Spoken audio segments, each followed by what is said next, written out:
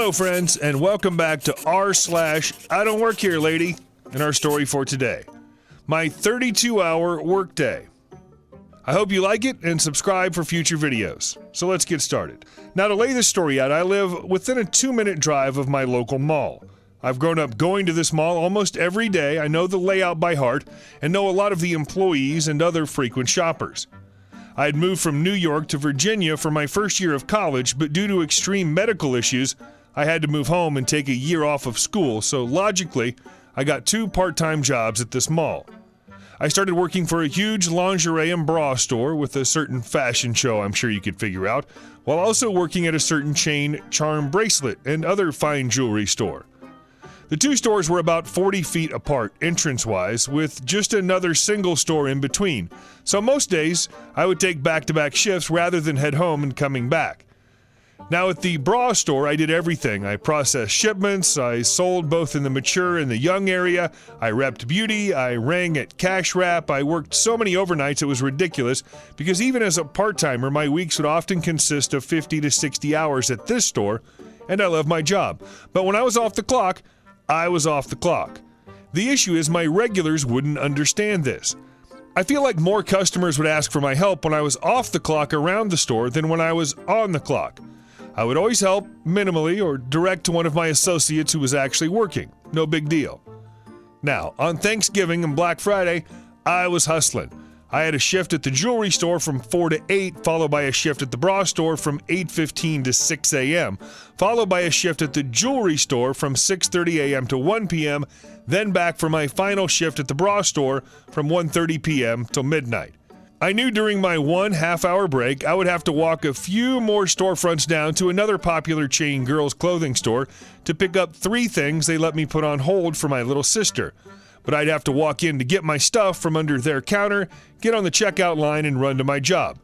Now, I'm paraphrasing all this, but mainly just editing out the mass profanity. I clock out at 1 o'clock on the dot and book it to the store and immediately beeline it for the counter. Enter Entitled Customer Mom 1, EC1. Danny, is that you? Now, my name isn't Danny, but it is in the realm of sounding similar, so I ignore it. There are approximately 40 customers in here. I'm not expecting one to be looking for me. I stop at a display for a second, buy a pile of t-shirts, seeing if I could possibly grab another cheap black shirt, because, to be honest, at this point, I'd thoroughly sweat through mine in the past 22 hours I'd already worked. Danny, don't ignore me. Now closer. I look around, I don't really see anyone go back to the pile of shirts until I'm grabbed by the back of my shirt's collar. Danny, what the hell? I've been calling you. I turn around to see one of my regulars at the bra store. She's a mom of 3, and since I started there, she comes in every 2 weeks for a fitting from me, because she was diagnosed with diabetes and is trying to lose a lot of weight. She's lost a lot, but she's still rather large, and I'm surprised I didn't notice her earlier. Me. Oh, hey Stacy, how are you? Any good deals today? I'm trying to shop, but they won't open a fitting room for me. Me. Oh, that's rough. I've already worked both jobs today, and it's been a madhouse. I actually got to run. I got to be at the bra store in 15 minutes. I'm just grabbing some stuff for my sister. I begin to walk away, but still give her the attention I can. Bullcrap! Excuse me? She's following me now, and I keep going to retrieve what they had on hold for me. I saw you grab that t-shirt in your hand in a medium. Your sister's not a medium, you are. Bullcrap, you're shopping for your sister. Open a fitting room for me. I'm now at the counter, and my coworker's girlfriend sees me and is grabbing the bag I had for my sister. Me. I don't work here. I can't open a fitting room, Stacy. I'm sorry. I get my bag and check inside. And you're right, the shirt's for me. I've been working since yesterday. I needed a change of shirts, but this whole bag is for my sister. Are you kidding me? No. Now I'm walking to get on the unexpectedly short line for checkout. You can't have holds on Black Friday. You work at X Store, and at X Store you can definitely open that fitting for me. I can't here, but in 10 minutes I can open one for you in X Store when I clock in. You're using your R-word sister as an excuse not to help me. Okay, more context. My sister's autistic, and so is one of Stacy's kids, and bra fittings get personal, and I see her every 2 weeks. I know her as well as she knows me, but never before has she been like this. Enter entitled customer number 2. Unknown identity to me. Are you kidding me? Are you refusing to help her? Me. I'm not refusing to help her. I don't work here. I can't help her. Entitled customer number 1. You must work here. They have a special bra fit position in this store. That's your job. Entitled customer number 2. I saw you go to the counter. That woman over there knew you and gave you a hold. No one can have holds on Black Friday. You must work here. Me. That woman is my friend. That woman is my coworker's girlfriend, and that woman owns this franchise and allowed me to put things on hold so my sister doesn't have to be in this environment. Finally, it's my turn, and my friend is at the open register. I go up, followed by entitled customer number 1 and entitled customer number 2, and this is where I learned my fatal error. Me. Hey, I have to be at work in 5. Sorry if I'm causing a scene. It's okay. I hope your sister likes these. Entitled customer number 1. You're a lesbian. EC1 is now angry, almost pushing me aside at the counter, yelling at the cashier, my friend, who says, yes. Is there an issue? I can be with you in 1 second, ma'am. Entitled customer 1 to me. That means the other lesbian works at the bra store. She works around women. Me. Most of our customers don't shop naked, but yes, I guess she does do that. Entitled customer number 1. That means she's gotten off to touching me. That's perverted. EC2. Oh my God, they allow gays to work at X store? I'm calling. I'm going there. Oh my God. Me. Taking my receipt. Thank you again. My friend the cashier says, you're welcome.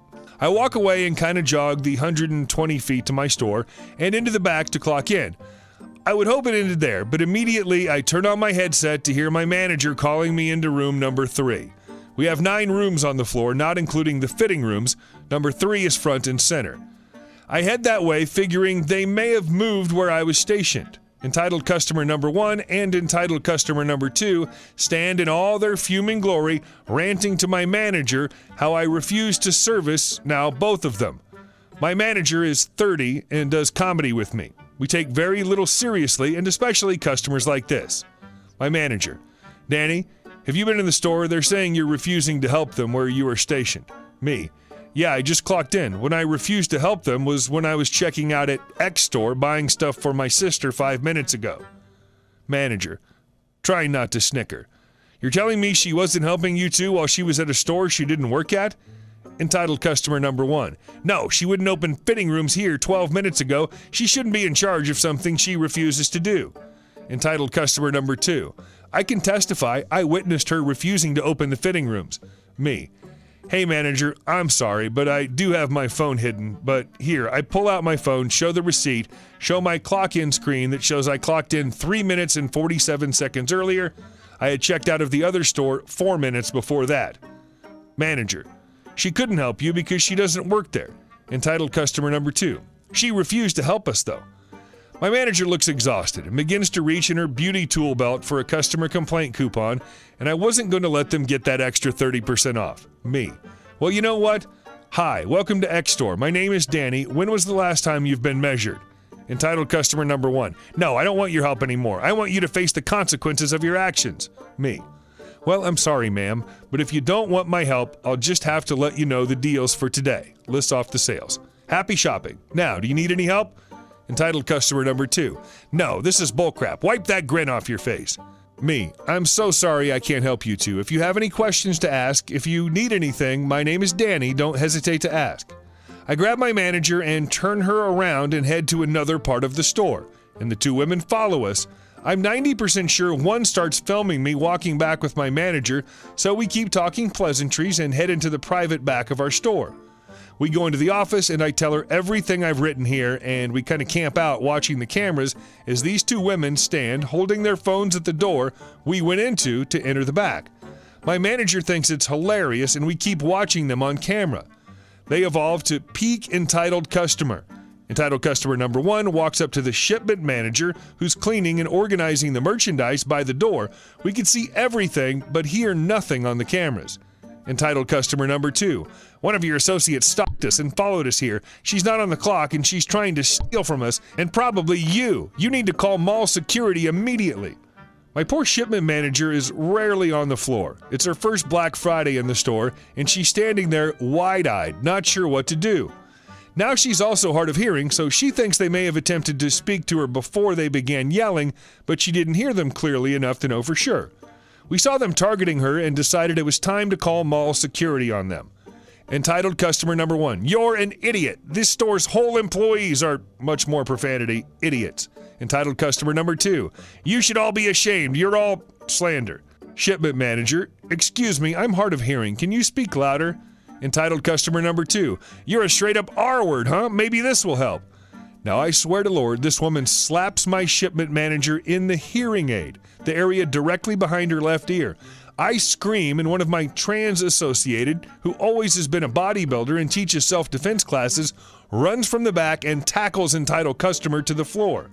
She's pinned and screaming. My coworker will not let up. Entitled customer number 2, I'm being molested. I am being harassed. They're hurting me. This man is on me. My shipment manager runs in the back crying, and I go to comfort her and check on her hearing aid. Entitled customer 1 goes to run, but before doing so, she yells for the whole store to do this. Entitled customer number 1, I am taking these because of the way Danny Walker treated me, and there's no reason I do not deserve them. She proceeds to grab 4 perfume bottles and some random panties off a table and sprint out of the store. Soon after that, we decided to close early on Black Friday as we had to file mall complaints, security reports, police reports, medical reports, and theft reports, all because I wouldn't let a woman into a fitting room at a store I didn't work at. Hey guys, thanks for watching the video to the end, and I'll see you soon.